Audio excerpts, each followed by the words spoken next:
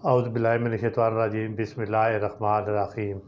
اللہم صلی علی سیدنا و مولانا محمد و علی آل سیدنا و مولانا محمد بارک صلی اللہ وسلم علیہ۔ پنڈی پوسٹ کے ناظرین کو چودھری محمد اشفاق اور پنڈی پوسٹ کی پوری ٹیم کی طرف سے السلام علیکم۔ ناظرین، ہمارے ساتھ موجود ہیں خطہ پٹوار کے معروف عالم دین اور خطیب جامعہ مسجد سردار مکیٹ محترم مولانا احمد جمال صاحب۔ میں اپنی پنڈی پوسٹ ٹیم کی طرف سے جناب کا شکریہ ادا کرنا چاہوں گا کہ وہ وقتاً فوقتاً ہمارے پاس حاضر ہوتے رہتے ہیں اور ہمارے سننے والوں کو دین اسلام کے حوالے سے جو ایسے مسائل جن کا ہم کو صحیح طریقے سے علم نہیں ہوتا ہے بڑے اچھے طریقے سے آگاہی دیتے ہیں، اس پر میں ان کا تہہ دل سے مشکور ہوں۔ آج وہ ہمیں اذان کی فضیلت، موذن کی شان کے حوالے سے مسائل بتائیں گے کہ اذان کی اہمیت و فضیلت کیا ہے اور اذان دینے والے کی شان کیا ہے، تو اسی حوالے سے ان سے بات چیت کریں گے۔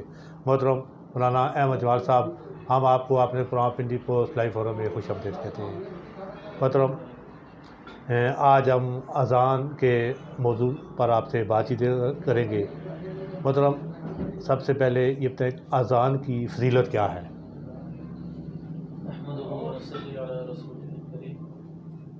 سب سے پہلے تو بہت بہت شکریہ آپ کا کہ آپ وطن فوقتاً ہمیں خدمت کا موقع دیتے رہتے ہیں۔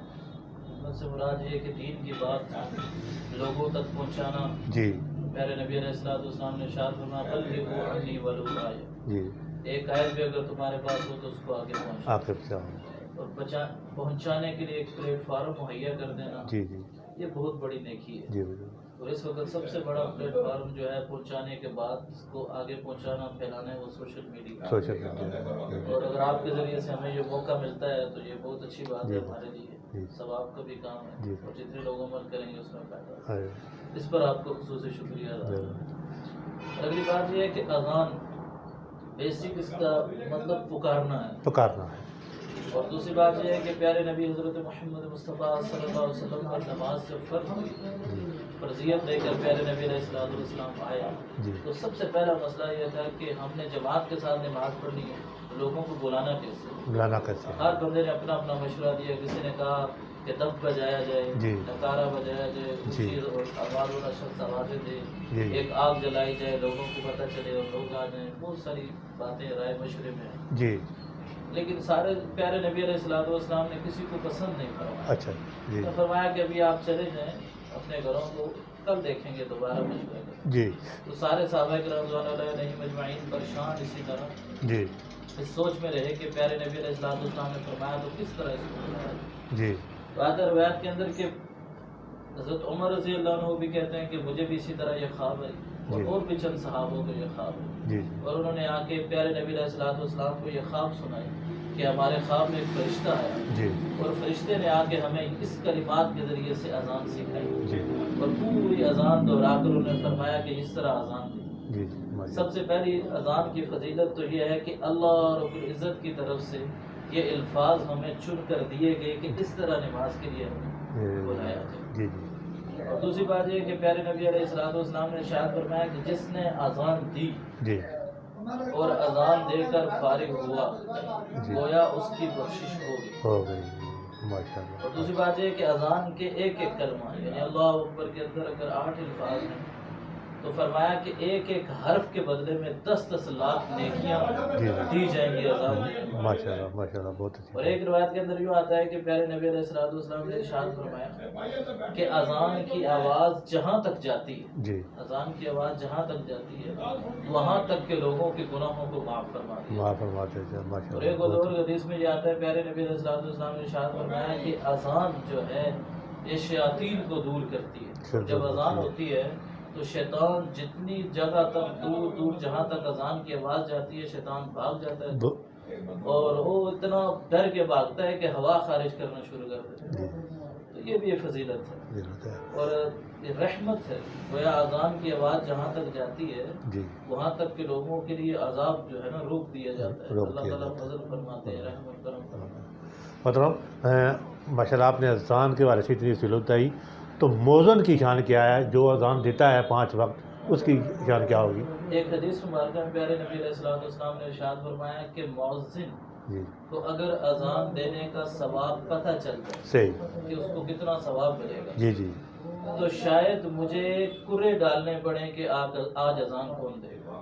اچھا، یعنی اتنی اس کی فضیلت اور فضیلت، ثواب ہے کہ ثواب. لوگ لڑیں آپس میں جی جی کہ آج میں اذان دوں گا، آج میں دوں گا، جی جی اور اس لڑائی کا فیصلہ اور کسی طریقے سے نہیں ہو سکتا کہ ہمیں کرے ڈالنے پڑے، پرچیاں ڈالنی پڑے، جس کا نام نکلے وہ اذان. وہ اذان دے. اور ایک روایت کے اندر آتا ہے جو 7 سال تک لگاتار اذان دیتا ہے، جی جی قیامت والے دن سب سے لمبی گردن مؤذن کی ہوگی. وزن سبحان یعنی ایک تو اللہ پاک اس کی بخشش فرمائیں گے، جی جی دوسرا یہ ہے کہ سب سے لمبی گردن جو ہوگی مؤذن کی ہوگی. وزن کی اور اس سے بہتر اللہ رب العزت نے فرمایا نا من احسن قولا ممن دعا الى اللہ جی جی وعمل صالحا وقال اننی من المسلمین. جی اس سے بہتر بات کس کی ہو سکتی ہے جو لوگوں کو اللہ کی طرف بلائے. جی تو یہ اذان چونکہ مکمل دعوت ہے، دعوت تامہ ہے، دعوت تو تعالی مکمل دعوت ہے، اور اس دعوت کے لیے بلانے والا جی تو یہ بہت بڑی اللہ رب العزت اس کو نیکی عطا فرمائے. ماشاء اللہ. اور جو میں نے پہلے عرض کر دیا کہ اذان مؤذن اذان دے کر فارغ ہوتا ہے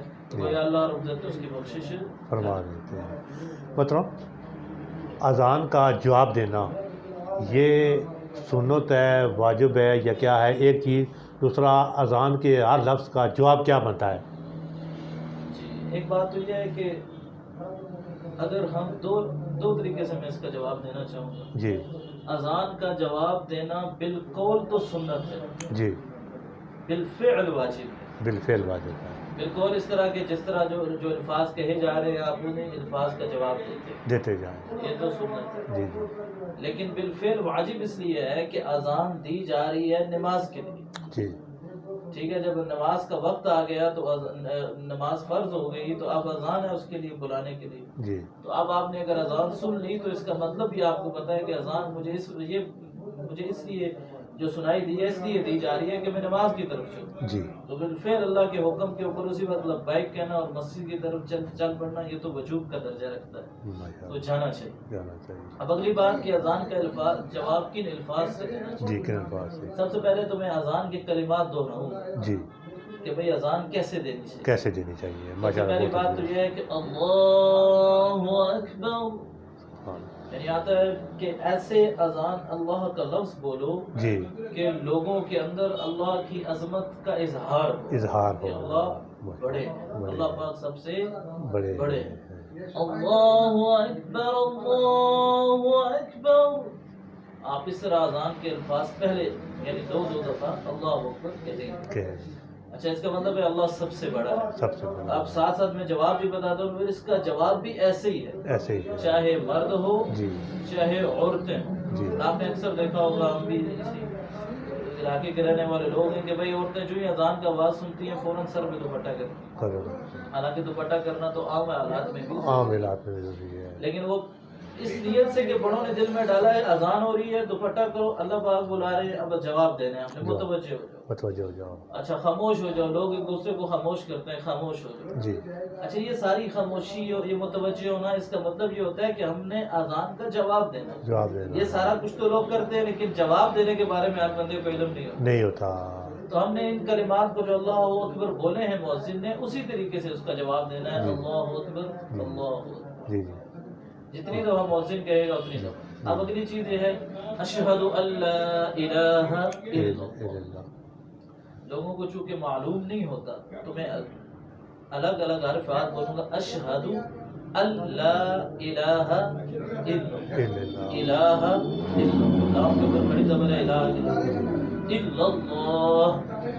لفظ اللہ کو پوری طرح آپ نے موٹا کر کے پڑھنا ہے جیسے وہ بھرا ہو، اور اس کو آپ کھینچ سکتے ہیں. لیکن آپ نے دیکھا ہوگا بہت سارے مؤذن ایسے ہوتے ہیں جہاں پر کھینچنا نہیں بھی ہے، سر لگانے کے لیے، خوبصورت کرنے کے لیے اس کو اور کھینچنا شروع کر دیتے ہیں. الفاظ میں غلطی ہوتی ہے. اشہد ان لا الہ الا اللہ.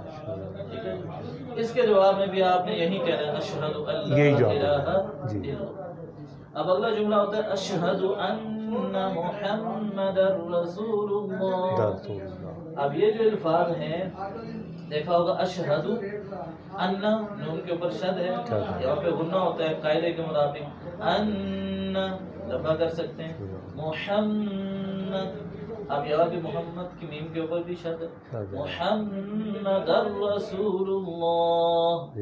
اکثر لوگ یہ کہتے ہیں جی کلمے کے اندر محمد دور ہے تو یہاں محمد ہر کیوں. اچھا تو ہم اس کو کہتے ہیں کہ عربی قانون قاعدہ یہ ہے جی کہ مبتدا خبر اس کو یہ پیش ہوتی ہے دونوں کے آخری الفاظ کے. جی جی اور عربی قانون قاعدے کے مطابق اشہد انا کا جو لفظ ہے ایک فعل میں آتا ہے اسم میں. اب یہ آگے اپنے والے آگے آنے والے لفظ کے اوپر زبر دیتا ہے قاعدہ محمد رسول اللہ. یعنی محمد اس انا کا اسم ہے اور رسول اللہ خبر ہے. تو رسول اللہ عربی قانون قاعدے کے مطابق جو خبر ہوتی ہے وہ مرفوع ہوتی ہے یعنی اس کے اوپر پیش ہوگی. جو انا کا اسم ہوتا ہے وہ منصوب ہوتا ہے یعنی اس کے اوپر زبر ہوگی. ضم اور منصوب اور فتح یہ فارسی کے الفاظ ہیں سارے. ہم چونکہ عربی گرامر اسی طرح پڑھتے ہیں اس لیے انہیں الفاظ سے یاد. تو یہ جہاں پر زبر دی جائے گی اور کلمے کے اندر چونکہ وہ مبتدا اور خبر ہے لا الہ الا اللہ محمد رسول اللہ تو وہاں پہ پیش ہی پیش سب پر آئے گی. اس کے جواب میں بھی ہم نے یہی کہا اشہد ان محمد الرسول اللہ صلی اللہ علیہ وسلم. سننے والے کو یہ ہے کہ کہہ دینا چاہیے. پڑھنے والا تو چونکہ اس وقت اذان دے رہا ہوتا ہے تو جو سنے وہ ساتھ صلی اللہ علیہ وسلم ہی کہہ دے. ٹھیک ہے جی. اگلے الفاظ حی علی الصلاۃ. ہم نے اکثر اوقات یہ لوگوں کو سنا کہ وہ کہہ رہے ہوتے ہیں حی للصلاۃ حی للفلاح. حالانکہ ایسا نہیں ہے الگ الگ. حی علی الصلاۃ یہ تا آگے ہا والی ہوتی ہے تو اس طرح یہ تین الفاظ ہیں الگ الگ. ٹھیک ہے جی. حی علی الصلاۃ علی عین کے ساتھ ہے. دوسرا لفظ آپ نے علی الصلاۃ کہنا ہے للصلاۃ نہیں کہنا. اس کے جواب میں کہنا ہے لا حول ولا قوت الا باللہ. اسی طرح حی علی الفلاح اس کے جواب میں کہنا ہے لا حول ولا قوت الا باللہ. اب اس کے ساتھ میں یہ دہراتا چلوں کہ اب یہی الفاظ جب آپ اقامت میں بولیں گے تو سماع تو یہ ہے علماء بڑوں سے جس طرح چلتا آ رہا ہے کہ اقامت یوں بولنی ہے حی علی الصلاۃ حی علی الصلاۃ حی علی الفلاح حی علی الفلاح.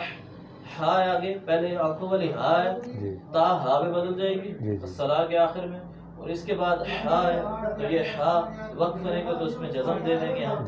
لیکن کئی لوگ جب جوڑ کے ہم اس کو پڑھتے ہیں تو یوں پڑھیں گے حی علی الصلاۃ حی علی الصلاۃ حی علی الفلاح حی علی الفلاح. یہ اقامت کے الفاظ. اب اگر آپ نے حی علی الفلاح کے بعد اللہ اکبر لا الہ الا اللہ. اب آپ نے کیا کہنا ہے اقامت میں قد قامت الصلاۃ. وہاں وقت کریں گے تو صلاح پڑھیں گے قد قامت الصلاۃ. اگر آپ اس کو پیش دیں گے قد قامت الصلاۃ قد قامت الصلاۃ اس طرح پڑھیں گے. اب اگلی چیز یہ ہے کہ آخر میں آپ نے یہ الفاظ ہیں. اب اس کا جواب دیتے ہوئے حی علی الصلاۃ حی علی الفلاح کے بارے میں تو میں نے آپ کو بتا دیا لا حول ولا قوت الا باللہ. اب اگلی چیز میں ساتھ یہ کہوں گا کہ اذان فجر ہے. اذان فجر میں ہم حی علی الفلاح کے بعد کہتے ہیں الصلاۃ خیر من النوم. حدیث مبارکہ میں آتا ہے پیارے نبی علیہ الصلوۃ والسلام کو بلال رضی اللہ عنہ اذان کی بتانے کے لیے گئے نماز پہ تو انہوں نے دیکھا کہ پیارے نبی علیہ الصلوۃ والسلام تہجد کے بعد آرام فرما رہے ہیں. تو بلال رضی اللہ عنہ سوچ میں پڑ گئے کہ کیسے اٹھاؤں تو فوراً انہوں نے بولا الصلاۃ خیر من النوم کہ نماز نیند سے بہتر. تو پیارے نبی علیہ الصلوۃ والسلام یہ الفاظ سن کر اٹھے اور فرمایا کہ کتنے خوبصورت الفاظ ہیں. آپ اپنی ہر اذان میں فجر کی اذان میں الفاظ کی زیادتی کرو. الصلاۃ خیر من النوم کے جواب میں کہنا ہے صدقت و بررت. صدقت و بررت یہ الفاظ کے جواب دینا اس طرح. جی جی اللہ اکبر لا الہ الا اللہ. اس کے جواب میں بھی اللہ اکبر لا الہ الا اللہ. اس میں ایک الفاظ کو میں یہ اضافہ کروں گا کہ بھئی ہم اکثر یہ کہتے ہیں لا الہ الا اللہ. جب مؤذن کہتے ہیں تو ہم آگے سے کہتے ہیں محمد رسول اللہ. اب اصل بات تو یہ ہے کہ اذان ہے اسی طرح تک، اللہ اکبر سے شروع ہوتی ہے، جی لا الہ الا اللہ پہ ختم ہوتی ہے، اور حدیث مبارکہ جس میں وہ فرشتے والی جو فرشتے نے اذان سنائی جو حدیث بیان ہوتی ہے اس میں پوری اتنے ہی الفاظ ہیں، اس سے نہ پہلے کوئی لفظ ہے نہ اس کے بعد کوئی الفاظ ہے، تو ہم نے الگ سے اپنا کلمہ پڑھنا ہے، یعنی ایک حدیث میں یہ آتا ہے کہ جب اذان ختم ہو تو کیا کہنا چاہیے، جی اس میں 5 زیادہ روایات ہیں لیکن 5 چیزیں جو مجھے یاد ہیں وہ یہ ہے کہ آپ درود شریف پڑھیں، جی اذان کے ختم ہونے کے بعد درود شریف کوئی بھی پڑھ سکتے ہیں، درود ابراہیمی پڑھ لیں صلی اللہ علیہ وسلم کہتے ہیں، ایک بات۔ دوسری یہ ہے کہ اشہد ان لا الہ الا اللہ وحدہ لا شریک لہ واشہد ان محمدا عبدہ ورسولہ رضیت باللہ ربا وبمحمد نبیا وبالاسلام دینا صلی اللہ علیہ وسلم، یہ حدیث میں آتا ہے۔ اسی طرح پھر آگے ایک روایت کے اندر آتا ہے چوتھا کلمے کے بارے میں آتا ہے وہ پڑھیں، لا الہ الا اللہ وحدہ لا شریک لہ لہ الملک وله الحمد یحیی ویمیت وهو علی کل شیء قدیر، کچھ الفاظ آگے پیچھے ہیں مختلف روایات۔ آپ نے درود شریف پڑھ لیا، کلمہ شہادت پڑھ لیا، رضیت باللہ ربا محمد النبی یہ پڑھ لیا، اس کے بعد دعا ہے اللہم رب هذه الدعوة التامة والصلاة القائمة آت محمدا الوسیلة والفضیلة وابعثه مقاما محمودا الذی وعدته انک لا تخلف المیعاد۔ اب یہ الفاظ ہیں بعد روایت کے اندر کہ پیارے نبی علیہ الصلوۃ والسلام نے فرمایا کہ یہ اس اذان کی اس دعا کے اندر ایک وسیلہ ایک مقام کا نام ہے، محمود الذی، ایک مقام ہے محمود، مقام محمود جنت میں بہت اعلیٰ مقام ہے، تو مجھ سے جو وسیلے اور مقام محمود کا سوال کرے گا میں قیامت والے دن اس کی شفاعت کروں، تو یہ دعا پڑھنے کی فضیلت ہے کہ آپ یہ الفاظ سے جواب بھی دے سکتے ہیں اور اس کا آگے اذان ختم ہونے کے بعد یہ دعائیں بھی پڑھیں، یہ بہت بڑے مطلب ایک بندہ صرف نماز پڑھتا ہے اور ایک بندہ اذان دے کر نماز پڑھتا ہے، تو ان دونوں کے ثواب میں کوئی فرق ہے؟ پہلی بات تو یہ ہے کہ میں تھوڑا سا فرق بتا دوں کہ اذان سنت موقع ہے اور اذان کے بعد اقامت کہنا بھی سنت موقع ہے، ٹھیک ہے۔ سنت موقع جو ہوتی ہے، اب آپ نے چاہے سفر میں ہو چاہے حضر میں ہو، دونوں صورتوں میں آپ اذان سنت موقع ہے، ٹھیک ہے، آپ اذان دے سکتے ہیں۔ ایک چیز تو یہ ہے مسجد کے اندر اذان جو ہو جاتی ہے وہ گھر میں نماز پڑھنے والوں کے لیے کافی ہے، مردوں کو تو گھر میں نماز پڑھنی نہیں چاہیے، مسجد میں جماعت کے ساتھ پڑھنی چاہیے، لیکن عورتوں کے لیے وہ کافی ہے تو آپ اس میں ادا کر سکتے ہیں۔ اجر تو میں نے اذان کا الگ سے بتا دیا کہ بھئی یہ اجر مؤذن کو ملے گا، اور ایک روایت کے اندر آتا ہے کہ جو شخص گھر سے وضو کر کے چلتا ہے، ٹھیک ہے نا، تو ایک ایک قدم پر اللہ اس کو نیکیاں عطا فرماتے ہیں، نماز کے ارادے سے چلنا، ہر وضو کے ایک ایک قطرے کے بدلے میں جو قطرہ جدا ہوتا ہے اللہ اس کے گناہ معاف کر دے دیتے ہیں، اور اس کے بدلے میں، اور ایک روایت کے اندر آتا ہے وہ ایسے ہے گھر سے ایسے چلا جیسے احرام باندھ کے حج کو چل رہا ہے، اور پھر جب وہ جا کے وہاں جا کے 2 رکعت نماز ادا کرتا ہے، اذان اس نے دی، نماز ادا کی، اگر اس نے دی تو اذان دینے کا الگ سے اجر ملے گا، پھر نماز ادا کرنے کا الگ سے 2 رکعت نماز نفل اس طرح ادا کرے کہ دل میں کسی کا خیال نہ آئے تو اس پر گویا جنت واجب ہے۔ اور پھر جو نماز کے فضائل ہیں وہ ایک الگ پورا باب ہے، اگر اس کو میں شروع کر دوں، کیا پیارے نبی علیہ السلام نے ارشاد فرمایا 5 وقت کی نماز جو اپنے وقتوں پر ادا کرے، اللہ رب العزت نے ارشاد فرمایا، حدیث قدسی اللہ رب العزت نے ارشاد فرمایا میں اس کو اپنی ذمہ داری پر جنت میں داخل کروں، جو نماز نہ ادا کرے تو مجھ پر اس کی کوئی ذمہ داری نہیں۔ اس طرح بہت سارے فضائل ہیں، تو الگ نماز کے فضائل ہیں۔ مطلب جس طرح آپ ارشاد فرما چکے ہیں کہ لگاتار اذان دینے والے کی شان کیا ہے، تو میں دوبارہ آپ سے یہ سوال کرتا ہوں تاکہ جو لوگ اذان دے رہے ہیں وہ اپنی اذانوں اس حوالے سے مزید اپنے آپ میں طاقت پیدا کریں کہ لگاتار جس طرح آپ نے کوئی سال بھی بتائے کہ کتنا عرصہ اذان دی جائے تو اس وقت جنت واجب ہو جاتی ہے؟ وہ میں عرض کر دی کہ 7 سال روایت کے اندر آتا ہے، ورنہ بخشش کے لیے تو ایک بھی اذان کافی ہے، یعنی وہ اصل بادشاہ ہے، اللہ رب العزت کی ذات جو ہے وہ بادشاہوں کا بادشاہ ہے، قل اللہم مالک الملک، آپ ان سے کہہ دیجئے وہ بادشاہوں کا بادشاہ، تو تل ملک من تشاء، جس کو چاہے عطا کر دے بادشاہ عطا، جو تنزع الملک ممن تشاء، جس سے چاہے چھین لے۔ جی وتعز من تشاء وتذل من تشاء، جسے چاہے عزت دے دے، جسے چاہے ذلت دے دے. اور وہ جب قبول کرنے پہ آئے تو ایک ہی اذان پہ بخشش کر دی. جو مشہور مؤذن حضرت بلال رضی اللہ عنہ، عبداللہ بن مکتوم رضی اللہ عنہ، دونوں مؤذن تھے نبی پاک صلی اللہ علیہ وسلم کے. ان کی شان تو آپ نے دیکھی، حضرت بلال رضی اللہ عنہ کی کیا شان تھی کہ چلتے زمین پر تھے اور قدموں کی آہٹ عرش پہ سنائی دے رہی تھی. وہ الگ بات ہے، وہ کہتے تھے جب بھی میں وضو کرتا ہوں 2 رکعت نفل نماز پڑھتا ہوں، اس کی برکت سے اللہ نے مجھے یہ درجے عطا فرمائے. تو میرے بھائیوں، بات اگلے میں آگے یہ بھی کہوں گا کہ روایت میں یوں بھی آتا ہے کہ نبی پاک صلی اللہ علیہ وسلم کی جو سواری ہوگی جی اس کی لگام حضرت بلال رضی اللہ عنہ کے ہاتھ میں، جنت میں جانے سے، جنت میں جاتے ہوئے.